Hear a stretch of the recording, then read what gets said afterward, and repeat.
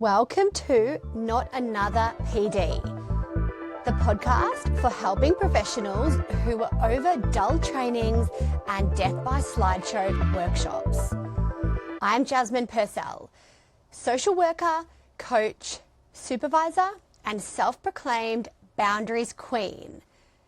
Each week, you'll hear real, honest conversations, sometimes solo, sometimes with expert guests. Think insider perspectives, practical takeaways, and a focus on your well-being, not just how you show up for clients. This podcast is about you, the human behind the caseload, the human behind the profession. So, what are we waiting for? Let's get started.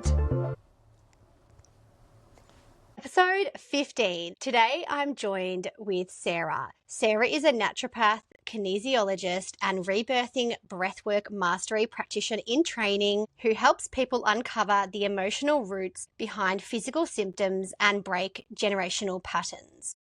Her own healing journey with chronic eczema led her beyond traditional solutions into the deeper work of belief clearing and emotional healing. That's when she realized the body remembers everything we've been through, especially what we were never taught to process. With nearly 10 years of experience, Sarah now helps clients understand how family patterns and suppressed emotions can show up in their health, parenting, relationships, and work. Her focus is on healing the parts of us that got stuck so we can live a life that feels free from old rules and feel at home in the body we live it in. On a more personal note, Sarah and I were actually high school friends, and this is the first time in 20 years, we're showing our age now, I shouldn't have said that, but this is the first time we've seen each other in person since high school. Isn't that amazing? It is crazy. We actually go way, way back. Today we're diving into intergenerational patterns, identity, and how the stories we carry from our families can shape us not just personally, but also as helping professionals. Recently, Sarah and I were actually having quite a few online conversations around how we notice these common threads that can actually trace back to our families and intergenerationally as well. And research also suggests that many of us in the helping professions are drawn to the work that we do because of our own experiences in our lives. This is such an interesting topic, and when Sarah and I were having this discussion, I said this needs to be a podcast episode. So thank you so much, Sarah, for agreeing to talk to us about this. Thank you for having me. I'm excited to be here. So just to start us off, Sarah, what are some of the intergenerational patterns that you've noticed in your work, and what are some ways that people can recognize these patterns in their own lives? Well, intergenerational patterns, they are just everywhere, and it stems from our childhood and everything that we get absorbed from when we're really young, and they're the unconscious things that kind of just keep happening in our lives without any awareness. And so when people say, this is just the way so-and-so is, and this is just the way we do things in this family. Yes, I've heard that so much. It's like, well, maybe we don't have to continue doing this way. It can be something different. What I see a lot is perhaps you might have someone that has grown up in a family system and nobody addresses emotions. Everything's quite suppressed. Everything gets kind of swept under the rug, avoided. And you may grow up in that environment and feel like that just continues. And so when you grow up, you're like, well, I'm not going to address my own feelings. I don't even know what I'm feeling. Then when you deal with conflict, whether that's in the workplace or in a relationship or even with your own children, you don't know how to really manage those emotions. So that's like one way you can show up. What I find a lot is when you become a parent, so you will find that you're mirrored back the things that were not healed when you were younger. And for me, I will say personally, when my kids were really young, they would hit me and not meaning to, but then I would get like super angry. It would be a disproportionate sort of anger. And because I was hit a lot as a kid, and this is a generational pattern because I'm half Filipino, half Russian, and in Philippines, in Asian cultures, it is quite normal to discipline your kids by hitting them. And that actually still happens to this day. So it's like, it was seen as something normal. Kids get hit to keep them in line, and it's coming from a loving place, even though it's not the best thing to do, obviously. And then it's like, okay, that's how I was disciplined. That's how I'm going to discipline my child. And then that keeps going on and on and on. I was hit a lot as a kid, and then I decided I didn't want to do that anymore. But when my kids would like try and accidentally hurt me, I would feel really angry about it. And then I realized, oh, there's something going on there because this is a disproportionate reaction or emotion. That definitely makes sense. And you mentioned that you broke that intergenerational pattern. So you were physically disciplined as a child. So then you made that, I guess, conscious decision. Now that I'm a parent, I won't use physical discipline. And I had a similar, obviously different cultural background to you, but I had a similar upbringing in which physical discipline was normalized. So I made, again, that conscious decision not to use physical discipline because it's not something that aligns with my values as a parent. But why do you think us as helping professionals are sometimes those kind of pattern disruptors in our families, or we're the ones who eventually say, well, this hasn't worked for me, this is no longer serving me, and we're the ones to break that pattern? I think we're the ones that break it because we didn't like the way it felt. Just it gets to a point where you're like, I don't like this anymore. It's like leaning into the possibility that there has to be another way. Yeah. If you feel like there is only one way, you won't look outside of it. But if you feel like there is a possibility of something else, you will go in search of that. And then you will discover what else is there to do. So when you are the person to finally make that decision, that is the best and most hardest, trickiest job, to be the person that says, this is no longer going to continue, because it actually disrupts the patterning that's gone around you in your family. And people don't like change. And like your family system and the friends, if you have been acting in a certain way, they may label you certain words and ways, like, you used to be like this and you're a bad person. And it's like, well, really, I'm actually just taking care of myself and I'm changing, and I'm sorry that's causing you so much harm and distress. Having more compassion and understanding for other people and how they're finding it difficult to go through the change that's happening. Yeah, I love that. So for us as pattern disruptors, that it could seem quite confronting to those around us who are still continuing with those old patterns. Sarah, you've shared before that our bodies remember what our minds might forget. Can you explain how past experiences, often from childhood, can actually show up in our workplaces as helping professionals? Well, I have an amazing story for you. Yes, please. You always have a great story. I knew I could count on you. So there was a time I was working, I had this manager, and I didn't know what it was about her initially, because the way that she would talk and her tone, I would actually feel quite anxious in my body. I would feel anxious in my chest, like really hollow, and I felt like I always needed to do whatever she was asking really fast. And I realized that she reminded me of my mum. Bit of my mum, bit of my dad. And I realized, because she would complain to me about other people in the workplace, and I ended up being a bit of her confidant, which is a little bit of how my dynamic was within my parenting. And I realized that she just wanted me to say yes to her all the time, to agree with what she was saying, and not to kind of talk back. I found that if you had disagreements with her, it would not go well. And once I realized that, things were a little bit easier, because this dynamic felt really comfortable because I had been there before with my parents.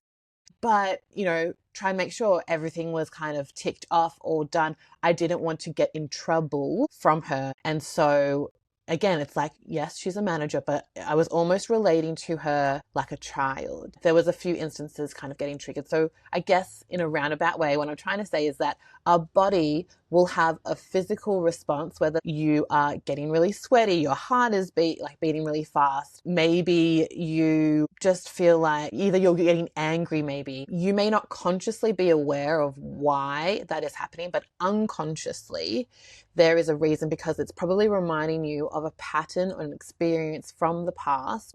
Generally, it's from our childhood that is unresolved. And the thing is, we in life will come across people, situations, and events which will show us where we are not free, because we are constantly looking for resolution. So whether it was this manager, or maybe it was another person in a workplace or another relationship, that pattern that I was experiencing was going to show up no matter what, because it's looking for resolution.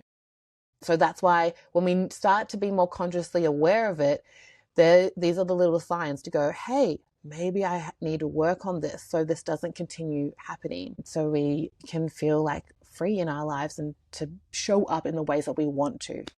That's really powerful. And I'm sure the people listening will be thinking of so many examples in their professional life in which they've maybe had similar bodily sensations and where they could find themselves triggered, even maybe by certain clients. Yes, that can also happen. And Sarah, just going back to what you were talking about before, when we find ourselves noticing that strong, often bodily reaction, how can we tell whether that's actually coming from our younger self and something that we're not free of, or if that's our adult self? You know, as a child, we are defenseless.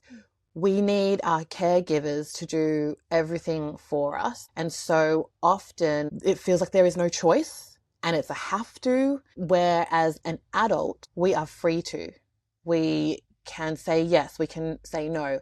And so then when a situation comes up in life where you feel like there is only one way of doing things, where you feel like it's a have to, it's almost like you're being forced. If you imagine being a kid and maybe one of your parents is kind of dragging you along, like, we have to go this way, and you're like, but I don't want to. Yeah. You have to. It's because with our caregivers, because we're so dependent on them for love, for survival, you will do whatever it takes to remain in connection with them. And so that's why it feels like there is no choice. I have to. When we are adults and we re-experience something, that younger part of us comes into the driver's seat again, and it feels like, I have to do this. There is no choice. Maybe it feels like I can't say no. Then once we are consciously aware that that's happening and we've done some work and resolved what's going on, we get to step into the adult self who goes, actually, I can say no. Oh, there is a choice. This isn't the only way of feeling. And also, I mentioned a little bit before, but if you have an experience where your reaction or response is disproportionate to what is actually happening, so maybe something minor happens and you have a big reaction of being super angry or being upset, that also is kind of a little radar bell to go, maybe there's something else going on here. What you're saying really, kind of does resonate with me as well. And it can show up both in our professional lives and in our personal lives. So I think that's so powerful what you said. Do you feel that you have no choice in the matter? And it could be that some of those people-pleasing tendencies that stem from childhood. So would you say that kind of shows up as well, that we're just wanting to kind of people-please in our workplaces because that's one of those intergenerational patterns? Yeah, definitely. People pleasing is such a common thing that I see, because generally, again, it does stem from childhood, where many of us in the helping professional, we were the peacemakers, we were the mediators in our family. When there was not peace, when there was maybe disruption, or you could feel tension, if there was anger, that type of thing, you were looking for harmony. And you were looking for everything to feel more peaceful. So it's like, what do I need to do to make sure everyone's happy? So it's really kind of a selfish thing. So it's like, you can feel okay inside. That's where the people pleasing comes from. Like, if I make sure everyone's okay on the outside, then I will be okay on the inside. But if you're constantly trying to control the outside, you're going to be really busy, really exhausted, and really tired. because it's actually an inside job, and it's about learning to go, well, if I can find the peace on the inside, even when there's chaos on the outside, then I'll always be okay. So Sarah, for the helping professionals listening, some of what we're saying may resonate with them, that maybe they're noticing some of these intergenerational patterns showing up in both their professional life and their personal life. What are some steps could they take to actually try and free themselves from some of these old stories that aren't serving them anymore? First, we have to be aware of what is actually happening, but awareness alone won't change things. You have to take action. But before I even get there, this is the thing that I tell all my clients, and that is that you are already whole inside. There is nothing to be fixed. You are not broken. And I think that's really important to remember. I'm going to give you this analogy.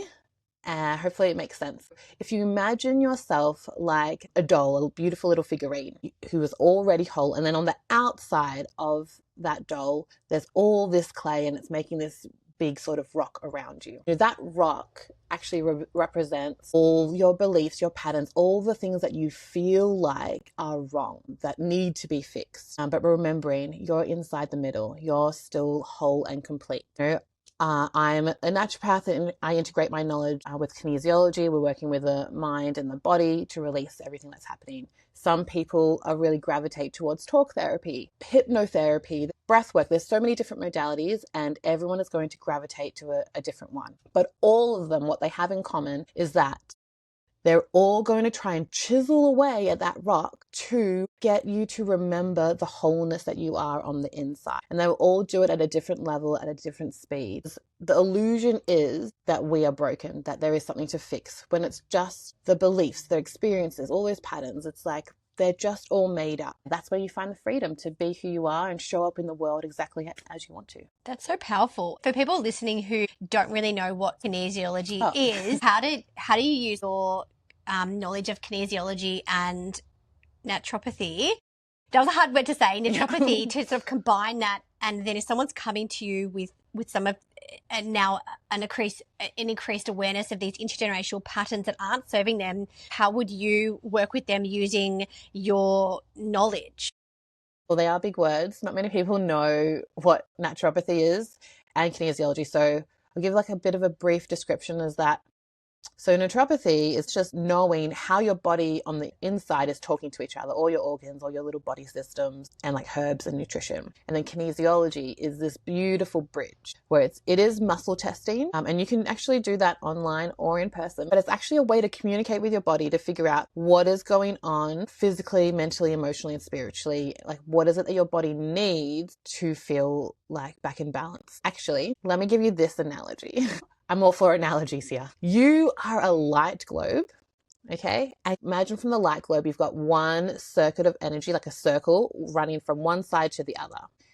The whole point is that you want to shine bright, like a light globe. And so kinesiology is able to figure out, as you tune into that circuit of energy, is it physical, mental, emotional, or spiritual? What's getting in the way? Is it stuff from the past that's affecting you now in the present, or things that you're projecting out in the future? Generally, when you come to see me, I'll say, okay, what's happening in your life? And then let's focus on one particular area and we'll create a goal. And then that goal becomes the light globe where we figure out what's kind of out of balance so that you can shine bright. Does that answer the question? It does, yes. And the analogy of the light globe, I think, will help people sort of visualize what it is that you do. But I'll also put all your contact details in the show notes as well. Sarah, how can people get in contact with you if they're wanting to explore how you can support them and know a little bit more about you? Well, you can go to my website, www.sarahvoronov.com, but it'll be in the show notes. I'm on Instagram. You can have a look at any of the information that I have out there. Send me a DM if you want to know a little bit more information on how it might specifically help you and what's happening in your life. Do you offer both in-person and telehealth? Yeah, so I do sessions both online and in person, and globally, wherever you are.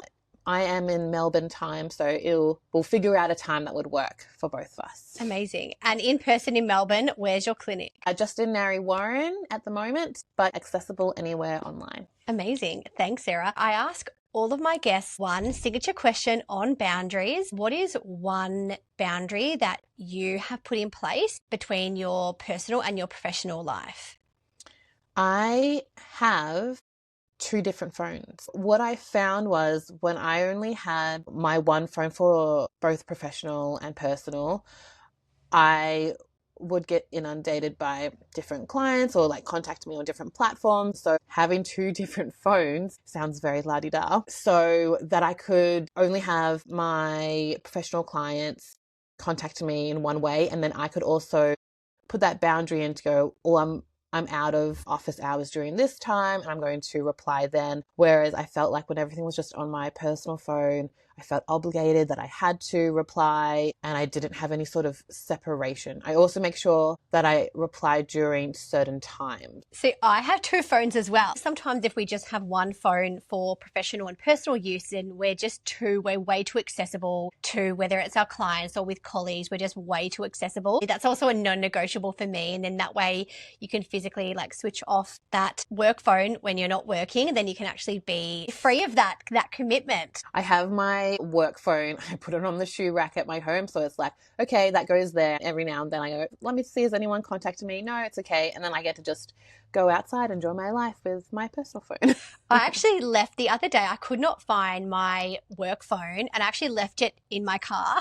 That's how much I put my boundary in place. I'm like, oh, I'm actually just leaving it there. And then I forgot where I put it. But I just wanted to really thank you, Sarah, for joining us. I know that I've learned so much from our conversation, and I also wanted to encourage anyone listening to reach out to you. I'll put all your contact details in the show notes. It's so important that we're having this conversation because these are things that we don't often speak about. So now we're sort of taking some of these concepts around intergenerational patterns like out of the shadows and into the everyday conversation. So I can't thank you enough, Sarah, for joining us. Thank you so much for having me, and I really enjoyed my time here. Let's not leave it another 20 years. Yes, maybe 15. Yeah. Thanks so much. Thank you so much for listening to Not Another PD.